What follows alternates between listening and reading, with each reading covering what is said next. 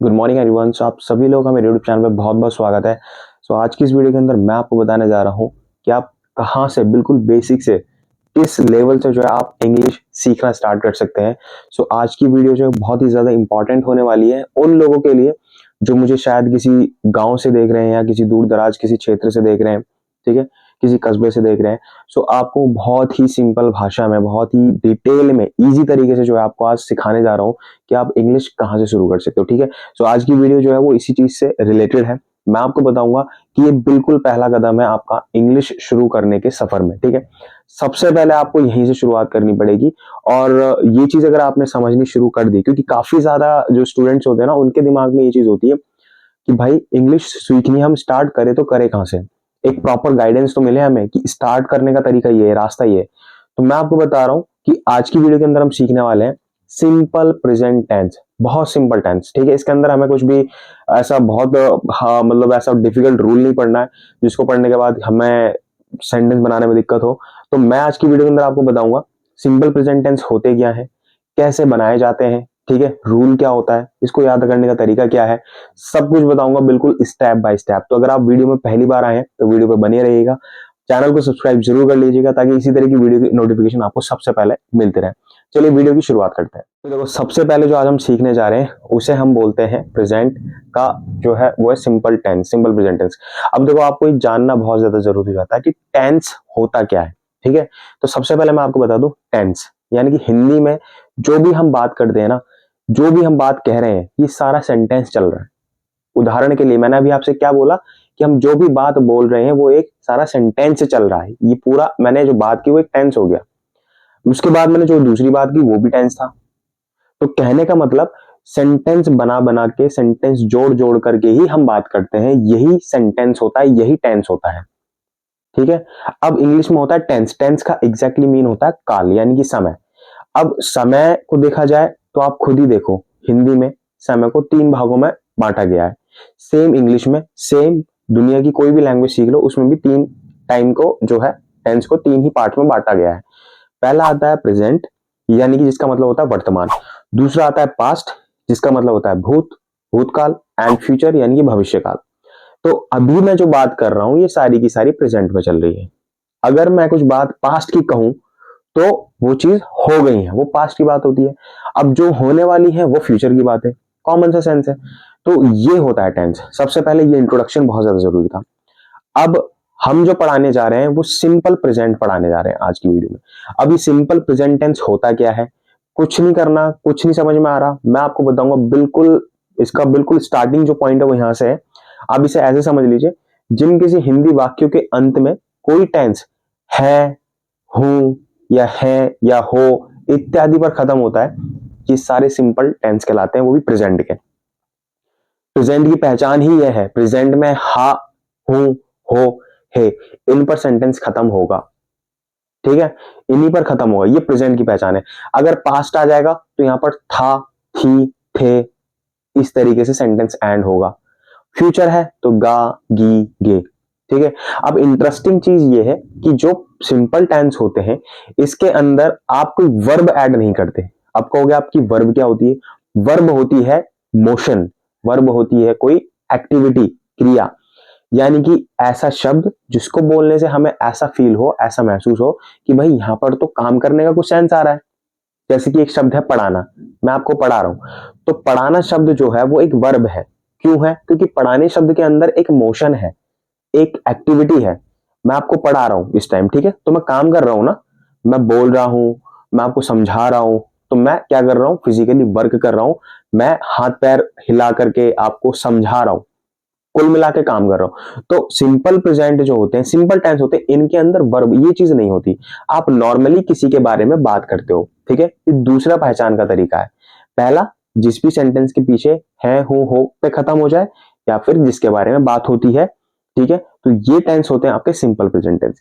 ये तो होगी पहचान। अब बात करते हैं इसकी रूल की। देखो, रूल बहुत ज्यादा जरूरी होता है इंग्लिश के अंदर, सारा खेल रूल का है। ठीक है, ऐसा नहीं है मैथमेटिक्स की तरह आपको रूल याद करने और रूल भूल जाएंगे, ऐसा कुछ भी नहीं है, बहुत ही सिंपल होता है। दिक्कत यहीं पर आ जाती है कि हमें यही नहीं पता है कि हमें क्या पढ़ना है, कहां से पढ़ना है, रूल को किस तरीके से करना है। तो मैं आपको यही चीज बता रहा हूं कि आप किस तरीके से करेंगे, बस मेरे इंस्ट्रक्शन को फॉलो करते रहें और स्टेप बाय स्टेप जैसे जैसे वीडियो में डाल रहा हूं वैसे वैसे आप इन वीडियोस को देखते चलें। ठीक है, मैं गारंटी दे रहा हूं कि आपकी इंग्लिश बहुत अच्छी लेवल की हो जाएगी। ठीक है, अब देखो जैसे कि ये रूल, इसका अफर्मेटिव, इसको बोलते हैं हम अफर्मेटिव। अब अफर्मेटिव क्या होता है वो भी मैं आपको बता दूं, यहां पर मैंने लिखा है अफर्मेटिव, नेगेटिव, इंटेरोगेटिव, एक वो पार्ट होता है डब्ल्यूएच फैमिली, जो कि मैंने जगह ना होने की वजह से नहीं लिखा। अभी आपको इतना समझ में आया कि टेंस को यानी कि समय को, काल को तीन भागों में जो है बांटा गया है, चाहे वो हिंदी हो, इंग्लिश हो, कुछ भी हो, सब जगह। अब हमें जानने की जरूरत ये भी है, हिंदी में तो हिंदी में भी ये चीज होती है और आप इंग्लिश देखोगे तो इंग्लिश के अंदर भी आपको ये मिलेगी। अब इन हर एक टेंस को जो है ना, इसके चार भागों में बांट दिया गया है अंदर। समझ रहे हो, पहले टेंस को तीन भागों में बांटा, वर्तमान, भूत और भविष्य। अब इन वर्तमान, भूत, भविष्य को भी चार चार भागों में बांट दिया। कैसे बांट दिया, घबराने की जरूरत नहीं है, बहुत सिंपल है, बस नाम इनके थोड़े से डरावने हैं लेकिन समझ में बहुत आसानी से आ जाएंगे। कौन से पार्ट है, पहला है एफर्मेटिव, जो मैंने बोर्ड पे भी लिख रखा है यहाँ पे, एफर्मेटिव। एफर्मेटिव का मतलब होता है साधारण वाक्य। ठीक है, इसे मैं सिंपली बोलूं, साधारण वाक्य। नेक्स्ट आता है नेगेटिव, यानी जैसे नकारात्मक वाक्य। ठीक है, फिर आता है इंटेरोगेटिव, जिसे हम बोलते हैं प्रश्नवाचक वाक्य। अब आपको जो मैं बोल रहा हूं ना शब्द, इनसे पता चल जाएगा कि सेंटेंस किस तरीके का होने वाला है। लास्ट आता है डब्ल्यूएच फैमिली, उसमें भी प्रश्न पूछे जाते हैं, तो वो इंटेरोगेटिव का सिमिलर है। पहला साधारण वाक्य अफर्मेटिव, इसके अंदर सिंपल टेंस बनता है कि ये जो है, ये एक ये है, ये इंसान एक ये है, सपोज ये सिंपल था। नकारात्मक, नेगेटिव जिसे हम बोल रहे हैं, यह इंसान एक ऐसा इंसान नहीं है, जैसे मैं कहूं वह एक पुलिस वाला नहीं है। ठीक है, तो ये नकारात्मक हो गया, नहीं आ गया। इंटेरोगेटिव, प्रश्न पूछा जाता है, क्या वह एक शिक्षक है, क्वेश्चन पूछ लिया गया। ठीक है, अब बीच में क्वेश्चन आ जाता है कि वह कौन सा जो है अध्यापक है, या वो किस सब्जेक्ट का अध्यापक है, ये डब्ल्यूएच फैमिली। तो ये चार पार्ट्स में सेंटेंस चलता है। पूरी इंग्लिश के अंदर जितने भी टेंस सीखते जाओगे आज के बाद, सारे के सारे सेंटेंस के अंदर आपको ये चार पार्ट मिलेंगे। तो ये बिल्कुल बेसिक से था जो मैंने आपको समझाने की कोशिश करी। अब हम देख लेते हैं एफर्मेटिव का रूल, वो भी सिंपल प्रेजेंट का। तो देखो सिंपल प्रेजेंट का एफर्मेटिव का रूल है subject plus is am are plus object. सारी चीज बताऊंगा डिटेल में, कुछ भी घबराने की जरूरत नहीं है। सब्जेक्ट होता क्या है, सेंटेंस में पता कैसे लगाओगे। काफी सारे स्टूडेंट होते हैं कि सर हमें ये नहीं पता चलता सब्जेक्ट क्या है, और सब्जेक्ट पता लग जाए तो हमें ये नहीं पता चलता भैया इसके बाद यूज क्या करें। तो कुछ नहीं करना, रूल को फॉलो करो। रूल क्या है, subject is am are plus object, सिर्फ तीन चीज है इसके अंदर। अब सब्जेक्ट समझ लो, सब्जेक्ट एक सेंटेंस आपके सामने दे दिया हिंदी में, तो उस सेंटेंस में सब्जेक्ट क्या होगा ये कैसे पता लगाओगे, बहुत ही सिंपल सा तरीका है। आप चाहो तो इसे नोट डाउन कर लेना। सब्जेक्ट पता लगाने का बहुत सिंपल सा तरीका ये है कि या तो जिस सेंटेंस में या तो किसी के बारे में बात हो रही हो, क्या हो रही हो, किसी के बारे में बात हो रही हो, वो उस सेंटेंस का सब्जेक्ट कहलाएगा। ये पहला तरीका हो गया। दूसरा, या उस सेंटेंस के अंदर, उस टेंस के अंदर कोई काम कर रहा हो, या उस सेंटेंस के अंदर कोई काम कर रहा हो। तो ये दो तरीके हैं जिससे आपको पता लगेगा कि भैया सेंटेंस का सब्जेक्ट होगा क्या। समझ में आ गई, इन्हें नोट डाउन आप कर सकते हैं। इसके बाद आता है इज एम आर, ये होती है हेल्पिंग वर्ब, जिसे बोलते हैं हम सहायक क्रियाएं। सेंटेंस को बनाने में ये लगानी मस्ट हो जाती है। ठीक है, इनके बगैर सेंटेंस बनेगा ही नहीं। लास्ट आता है ऑब्जेक्ट। अब सेंटेंस में जो भी कुछ बचा है, लास्ट का पार्ट, वो आप उठा के पीछे रखो। ऑब्जेक्ट का मतलब होता है, जैसे कि सब्जेक्ट एंड प्रेडिकेट होता है ना इंग्लिश में, कर्ता एंड विधेय। तो हिंदी में कर्ता एंड दूसरा जो प्रेडिकेट होता है विधेय। कर्ता जो काम कर रहा है एंड विधेय जो चीज वो कर रहा है, एक्शन जो भी चल रहा है, जो रिमेनिंग पार्ट ऑफ सेंटेंस हो गया वो लास्ट में प्रेडिकेट में चला जाता है। अब इज एम आर का यूज कैसे करें, तो देखो बहुत सिंपल है, यहां लिख रखा है मैंने, आप देख सकते हैं। इज किस किस चीजों के, किस किस सब्जेक्ट के साथ इज लगेगा, वो आप सब्जेक्ट कह रहा हूं, किस किस टर्म्स के साथ, किस किस वर्ड के साथ इज लगेगा वो आप देख सकते हो। इज ही के साथ भी लगता है, ही का मतलब होता है वह, लड़के के लिए लगेगा। उसे, उसका, इन सारे हिंदी के शब्द के लिए ही लगता है। ठीक है, शी लड़की के लिए लगता है, वह, उसे, उसका, लड़की के लिए बोल रहे हैं तब भी शी लगेगा। ठीक है, इट का मतलब यह होता है, आगे सिखाऊंगा आपको यूज, इट का यूज, देयर का यूज, दिस दैट का यूज, सब चीज सिखाऊंगा। ठीक है, नेक्स्ट, किसी का नाम हो उसके साथ इज लगेगा, लेकिन शर्त यह है कि नाम एक है तो इज लगेगा, दो है तो फिर वहां पर वो प्लूरल हो जाएगा तो आर लगेगा। फिर दिस के साथ इज लगता है, दैट के साथ इज लगता है, एटसेट्रा। तो इज इन इन शब्दों के साथ इज लगता है। समझ में आई चीज। नेक्स्ट एम, एम हमेशा आई के साथ लगता है, आई के अलावा इसका दुनिया में कोई नहीं है, ठीक है। नेक्स्ट आर, आर किस किस के साथ लगता है भाई? आर लगता है यू के साथ, यू का मतलब होता है तुम, तुम्हारा, आपका, आप। फिर होता है वी, वी का मतलब हो गया हम, ठीक है। नेक्स्ट दे, वे, उनका, ठीक है, तो उनके लिए दे लगता है। दीज, ये, दोज, वे, ये प्लूरल के केस में होते हैं। आर हमेशा, सिंपल वर्ड में कहूं, आर प्लूरल वर्ड के साथ लगता है। सेंटेंस में अगर कोई सब्जेक्ट प्लूरल है तो उसके साथ आर लगेगा, सिंगुलर है तो इज लगेगा। He, she, it, name, this, that, ये सब सिंगुलर है, ठीक है। तो ये तो थी, ये चीज थी जो मैंने और डिफाइन करी आपको। अब ऑब्जेक्ट में आपको थोड़ा बहुत डाउट हो सकता है, तो अगर नहीं भी समझ में आ रहा तो चलेगा, क्योंकि ऑब्जेक्ट होता ही यही है, सेंटेंस में जो चीज बची है उसे लास्ट में रखो। अब पहला एक एग्जाम्पल देख लेते हैं। सेंटेंस है, मैं एक अंग्रेजी का अध्यापक हूं, ठीक है, बना दिया सेंटेंस। इसको अब इंग्लिश में कैसे बनाए? इंग्लिश में बनाएंगे आप इस रूल से। सेंटेंस में बात किसके बारे में हो रही है? मैं एक इंग्लिश का अध्यापक हूं, मेरे बारे में बात हो रही है ना। मैं कह रहा हूं ना कि मैं एक अध्यापक हूं इंग्लिश का, तो सिंपल सी बात है, यहां पर सब्जेक्ट क्या आएगा? मैं आऊंगा। इंग्लिश क्या आएगी? मैं की आई, ठीक है। सो मैंने आई लिख दिया रूल के अकॉर्डिंग। आई के साथ क्या समझाया था मैंने अभी? हमेशा एम लगता है, आई का सिर्फ एम होता है, इस दुनिया में कोई नहीं। तो आई के बाद एम, इतना हो गया। अब बचता है ऑब्जेक्ट। अब देखो ऑब्जेक्ट कितना लंबा हो गया, एक अंग्रेजी का अध्यापक, ये जितना भी पार्ट बच रहा है ना, ये सारा ऑब्जेक्ट है, मतलब ये सारा सेंटेंस में पीछे लगेगा। मेन तो हमारे लिए यही था, सब्जेक्ट ले लो और हेल्पिंग वर्ब ले लो। अब बाकी जितना बचा सारा का सारा इंग्लिश जो भी है वो पीछे रखो उठा करके। तो यहां पर आपको थोड़ा केयरफुल इंग्लिश को लिखना होगा, ये नहीं कि कुछ भी उठा के लिख दो पीछे का, क्योंकि जब ऑब्जेक्ट थोड़ा लंबा होता है तो यहां पर भी कुछ गलतियां कर देते स्टूडेंट, आगे पीछे कर देते हैं ऑब्जेक्ट को। तो आगे पीछे नहीं करना है, सेंस लगाओ उसका, सोचो कि सेंटेंस पूरा बन रहा है, सही बन रहा है नहीं। आई एम, एम के बाद एक अंग्रेजी का अध्यापक, अंग्रेजी का अध्यापक। सो एक की इंग्लिश क्या होगी? ए। अब ए लगाएंगे नहीं, क्यों नहीं लगाएंगे? क्योंकि ए के बाद आएगा इंग्लिश, ई आएगा। तो ये मैं आपको आगे सिखाऊंगा, प्रीपोजिशन जो होते हैं आपका, स्पेशली आर्टिकल जो होते हैं, ए एंड द, ठीक है। तो ए एंड द का कुछ होता है, आर्टिकल्स बोलते हैं इंग्लिश में। आप जहां पर कभी ए लगाने का सेंस यूज करने की जरूरत आपको पड़े ना, तो उसके ए के आगे आप वर्ड देखेंगे कि वो वर्ड है क्या। तो यहाँ पर इंग्लिश आ रहा है, ई का साउंड आ रहा है, ठीक है। तो ई के साउंड के साथ हमेशा हम वॉवल साउंड के साथ जो है हम यहाँ पर एन का यूज करते हैं, तो इसलिए मैंने ए की जगह एन वर्ड यूज किया है। I am an English teacher, I am an English teacher, I am a English teacher, कुछ इस तरीके से बोल सकते हैं। इतना समझ में आया? तो समझाने का, समझने का तरीका, या मैं कहूँ समझने का पर्पज यही है कि इस तरीके से आपको लिखना है, एन इंग्लिश टीचर, एक इंग्लिश का अध्यापक, एक अंग्रेज का अध्यापक। तो मैं एक अंग्रेजी का अध्यापक हूं, ये इसका मतलब बन गया। समझ में आएगा? कुछ करा हमने, हमने सिर्फ और सिर्फ सेंटेंस को फॉलो किया, सेंटेंस के रूल को फॉलो किया, और सेंटेंस के रूल को फॉलो करके हमने एक सेंटेंस बना लिया। तो अब मुझे बताइए, क्या इंग्लिश बहुत ज्यादा टफ है? ये तो सिर्फ एक छोटा सा एग्जाम्पल है, ऐसे बहुत सारे एग्जाम्पल्स है जो आपको प्रैक्टिस करनी है। पहले आप सेंटेंस बनाना सीखें थोड़ा थोड़ा, और कोशिश करें डेली लाइफ में आप कुछ कुछ ना वर्ड सीखें। वर्ड्स का मतलब कुछ भी नया शब्द सीखें कि उसे इंग्लिश में बोलते क्या है, चाहे फिर वो कोई वर्ब हो। ध्यान रखना, ये चीज में भी आपको ध्यान रखना, वर्ब आप अलग से याद करके चलें, और जो फर्दर चीजें हैं, लाइक कोई नाउन है, अब आपको नाउन और वर्ब क्या होती है, तो वर्ब मैंने आपको अभी समझा ही दिया। अब इसके बाद कुछ वर्ड्स ऐसे होते हैं जो नाउन है, तो नाउन्स को भी आप पढ़ के चलें। बस इतना ध्यान रखना कि वर्ब वाले केस में नाउन को मत घुसेड़ देना, मतलब ऐसा कोई शब्द आए जिसमें काम करने का कोई सेंस नहीं है, उसमें आप वर्ब घुसेड़ो जबरदस्ती, हालांकि ऐसा होगा नहीं। तो कहने का मतलब यह है कि आपको ये पता होना चाहिए कि आपने जो वर्ड यूज किया है वो वर्ब है या नाउन है, क्योंकि उसके बिहाफ पर ही आप इंग्लिश को बना पाओगे, ठीक है। ये कहना चाहता हूं मैं।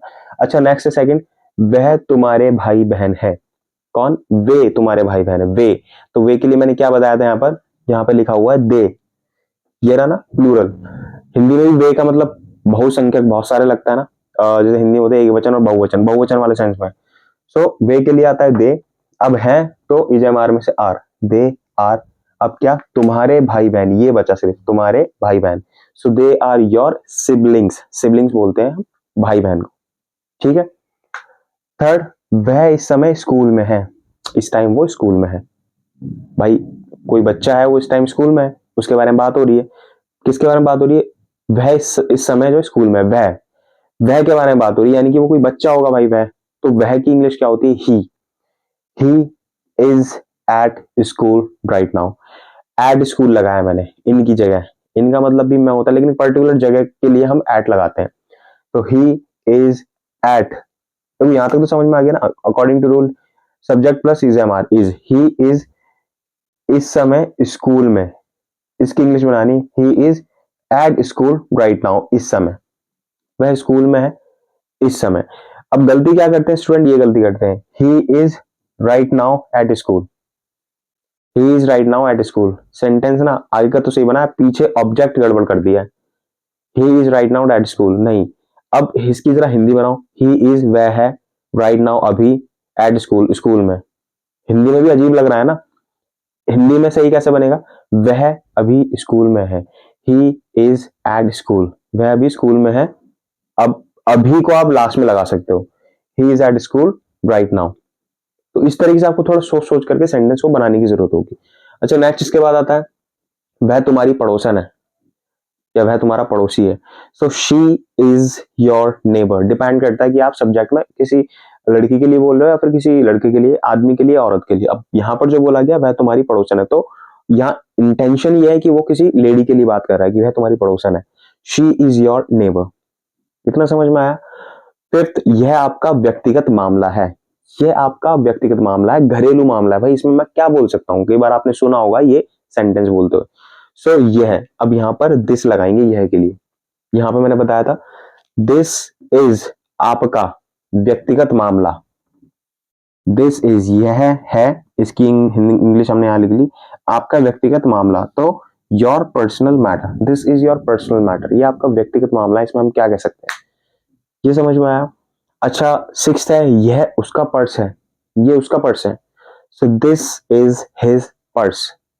अब इस पर्स की बात हो रही है ना, यह पर्स, तो दिस इज यह है, क्या है? उसका पर्स। तो उसके के लिए इंग्लिश होती है his purse, this is his purse.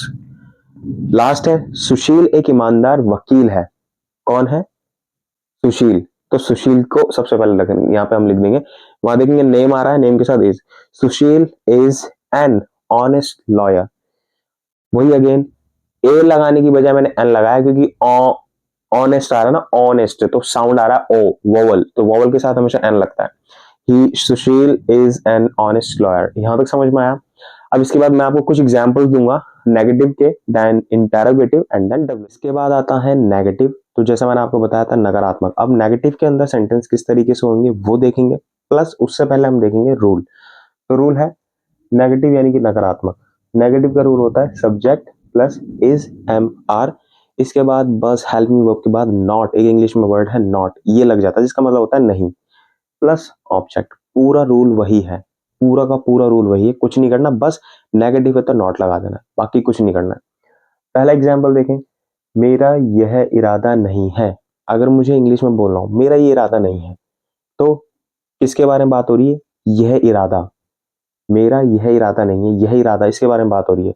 So this, यह इरादा है ना, तो यह की इंग्लिश लेंगे सबसे पहले, दिस, इसके बाद इज एम आर में से इज, फिर नॉट, दिस इज नॉट मेरा इरादा। अब ये बचा, मेरा ये इरादा नहीं है, दिस इज नॉट, मेरे को बोलते हैं माई, इंटेंशन बोलते हैं इरादे को।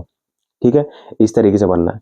तो कुछ चीजें हैं कि जिसको मैं आपको, जिन चीजों को शायद मैं भी नहीं समझा सकता, क्योंकि वो आपको प्रैक्टिस पर ही आएंगी। अब मुझे पता है इस क्वेश्चन में से जो बहुत ही ज्यादा जो स्टार्टिंग कर रहा है बच्चा, उसके लिए दिक्कत ये हो सकती है कि सर आपने यह इरादा ही क्यों नहीं लिया, क्योंकि बात तो यह इरादे की हो रही है ना।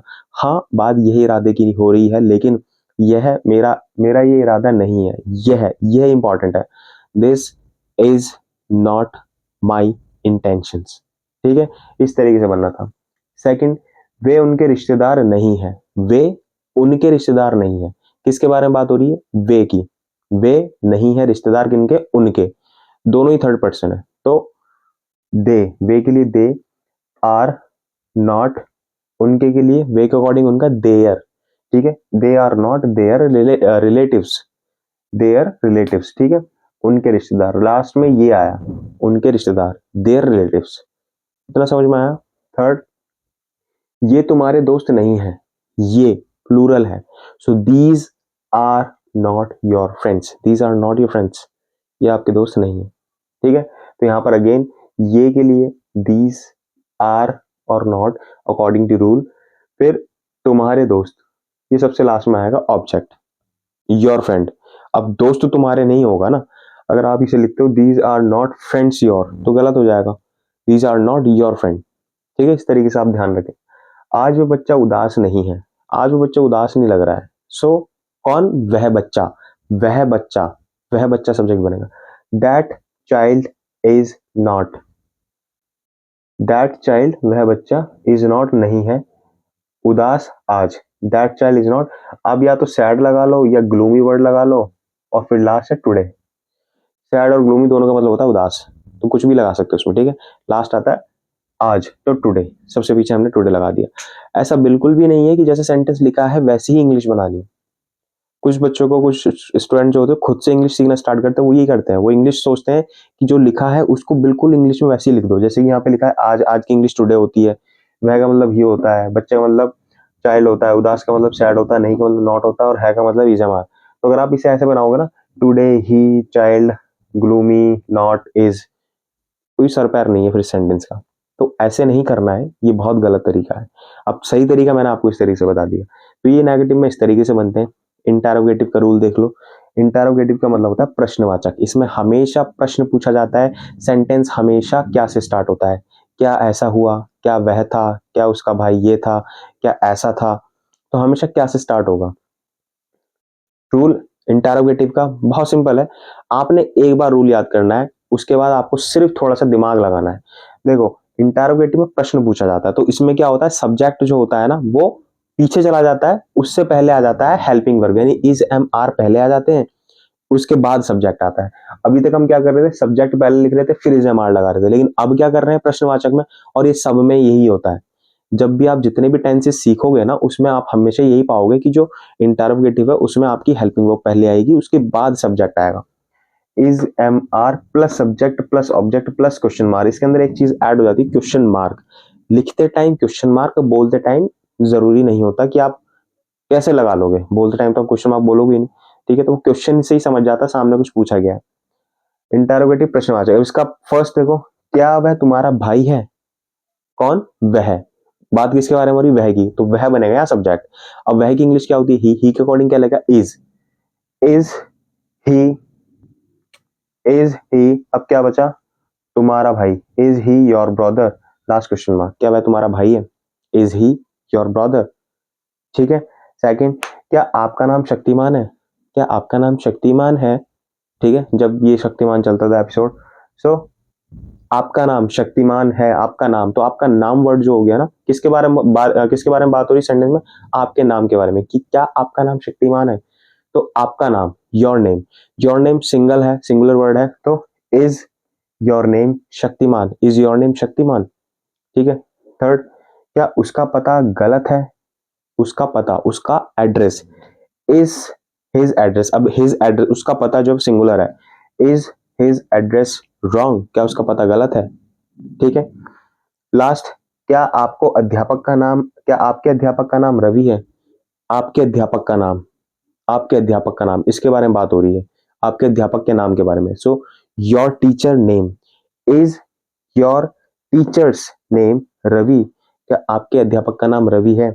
देखो, इज एम आर में से इज तो हमने ले लिया, क्यों ले लिया, आपके अध्यापक के लिए, योर टीचर, यानी कि आपका अध्यापक एक है ना, तो इसीलिए singular, is your teacher's name Ravi. ये एपोस्ट्रोफी साइन लगा के ऐसे लगा, जिसका मतलब होता है का की के, इस साइन का मतलब होता है हिंदी में का की के। अगर इसके बाद पीछे एस लग रहा है तो आता है आप डब्ल्यूएच फैमिली। ये कुछ नहीं है, ये भी प्रश्नवाचक की तरह ही है।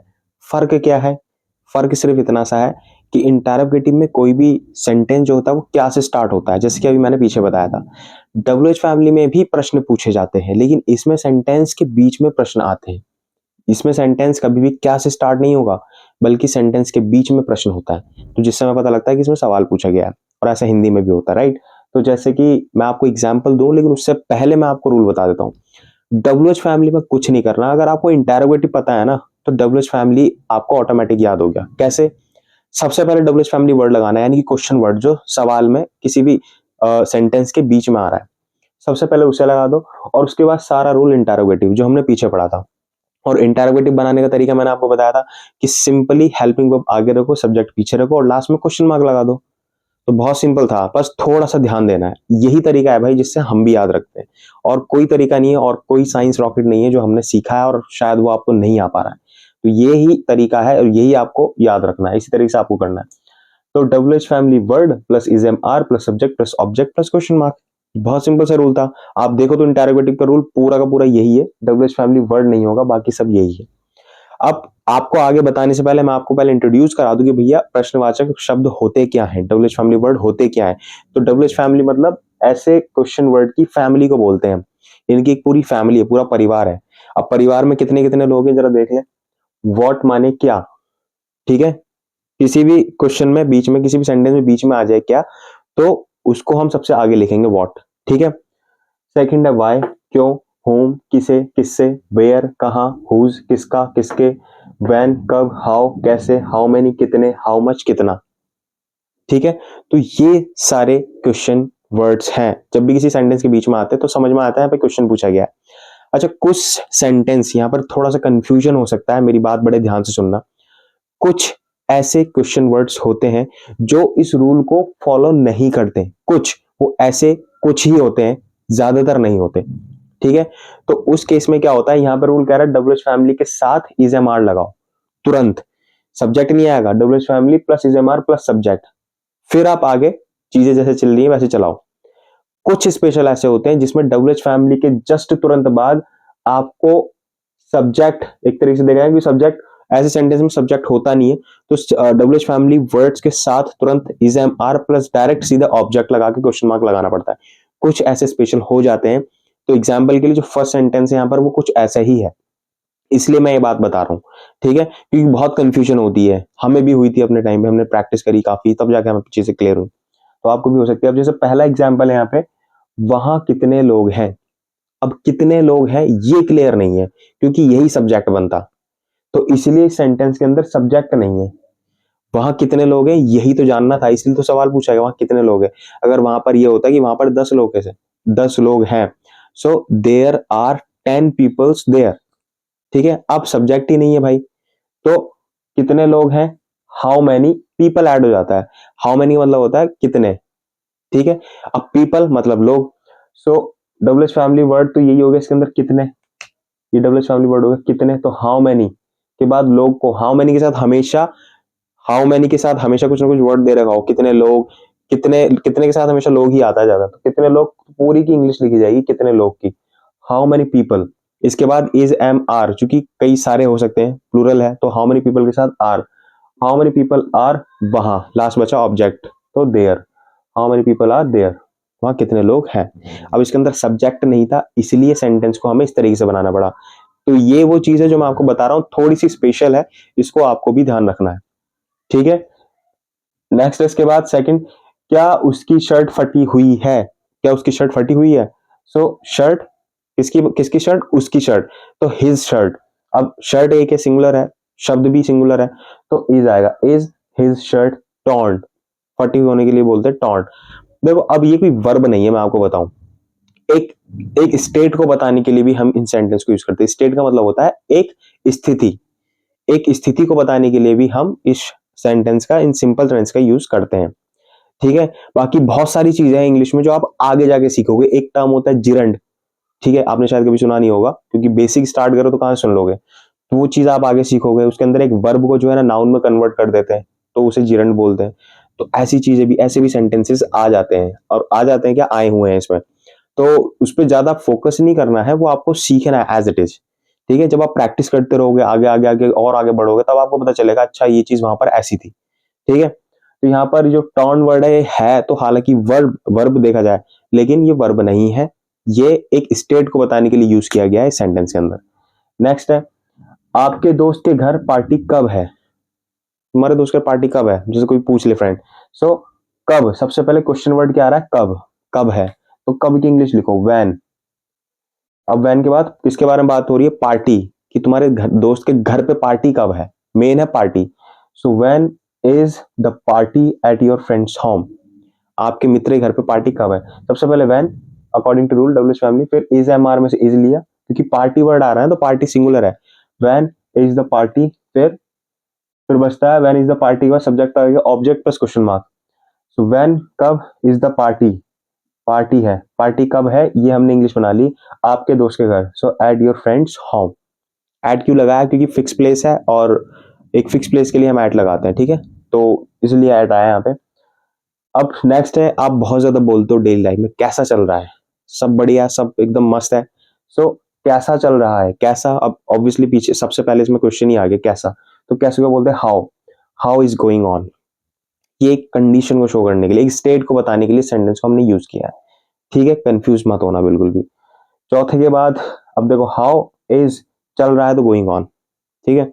फिफ्थ, अभी कितना समय हुआ है, पूछते होंगे कितना समय हुआ है अभी, तो कितने के लिए यहाँ पर हम लगाएंगे व्हाट, कंफ्यूज नहीं होना, ठीक है। कितना समय हुआ है या फिर क्या समय हुआ है, ये होता है ना क्या समय हुआ है, तो हिंदी में बोलने के तरीके अलग है। अगर आप हिंदी में उसी सेंटेंस जो आप सोच रहे हो बनाने की कोशिश करो, उसी को इंग्लिश में बना रहे हो जबरदस्ती और नहीं बन रहा है, तो उस केस में जबरदस्ती बनाने की कोशिश ना करो, आपने सेंटेंस गलत तरीके से बनाया है, ठीक है। अब जैसे ये वाला सेंटेंस था, अभी कितना समय हुआ है, क्या ऐसा हम पूछते हैं जनरली हिंदी में, हम ये पूछते हैं ना अभी क्या समय हुआ है, तो क्या समय के अकॉर्डिंग, क्या के अकॉर्डिंग क्या बनता है व्हाट, तो कितना समय के लिए लगाते हैं व्हाट, या क्या के लिए लगाते हैं what. What is the time now, what, what is subject हो गया time, the time, what is the time अभी के लिए नाउ, लास्ट में क्वेश्चन मार्क, ठीक है।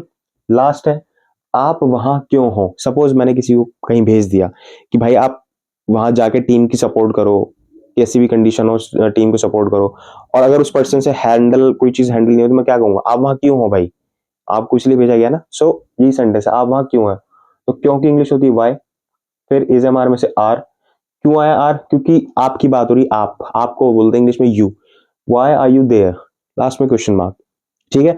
सो उम्मीद करता हूं कि आज की जो वीडियो थी मैंने आपको बिल्कुल बेसिक जो था इंग्लिश का वो बताया कि यहां से आप शुरुआत कर सकते हैं, किस तरीके से करना है, सारी चीज मैंने आपको डिटेल में स्टेप बाय स्टेप बताई है।